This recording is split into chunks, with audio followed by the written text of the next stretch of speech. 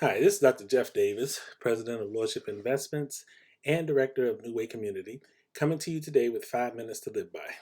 This program, we take 5 minutes to talk about different topics: Christianity, business, insurance, sales, finance, real estate, just to name a few.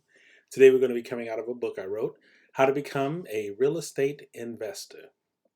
Now, this book focuses on the person who's looking to get into investing and maybe trying to decide which direction they want to go in. So it kind of provides a roadmap and gives some direction in that capacity, how to become a real estate investor. Today, we're going to be talking about how to build a real estate team. Now, in order to build a team, you have to think about the bigger picture. Depending upon what your vision is and your goal is for your business, you may decide that you want to be a small operation and maybe just have, something where there's a few people or even just yourself. Or you may decide you want something larger where you're looking at having a full staff. It all depends on what you're looking to do. Now, building a huge business, there's a lot of overhead and there's a lot of managerial things you have to take into consideration. So it's not the right fit for everybody. But here in real estate, I want to talk to you about some of the basic things you can do to help pull your team together.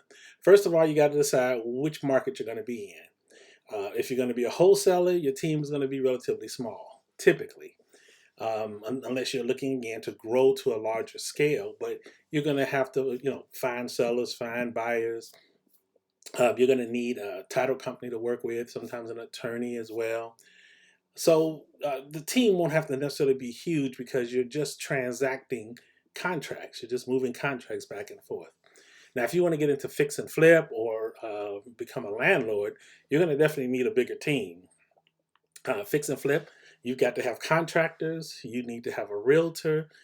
You're going to have sometimes a decorator, gardener. I mean, there's just a variety of things you need to get a property ready to be sold in the open market. If you want to be a landlord, your biggest thing will be the property management key. Whether you're going to manage it yourself, you're going to hire a property management company. So you have to decide. Now, in terms of building this team, first of all, as I said, you want to decide what kind of business you're trying to build. Second, I would always think, or I think that you should always try to look into having a virtual assistant. Basically, this is someone who helps you, typically on a part-time basis, and they can be from anywhere in the world. With the telephone and the internet, there's just so many ways that we can connect with people who are not even in the same country with us. Now, I've had a variety of virtual assistants. Some have been disastrous. I've had a few that have been good. The one that I have now is excellent because we have a system in place where she's able to help work through the leads that I give her, and then I'm able to follow up with those and turn those into deals. So it's just great when you're looking to have a staff that's not huge to be responsible for. Now, why do you need a team? Why do you need to think about building a team? Because no matter how good you are, no one's good at everything. For example, I know that I'm not good at the construction side. I know what needs to be done, but I don't know how to do it. I'm not a plumber. I'm not an electrician. I'm not a carpenter. So I need to have someone that has those skills. I have some administrative skills, but I'm not an administrator. I'm not the guy that wants to sit up all day and deal with databases and create spreadsheets and stuff. Um, I know my strength is in the numbers. I'm good at putting the numbers together and I'm good at putting deals together. I love negotiating and talking to sellers and making things happen. So you find people, and here's a piece of advice.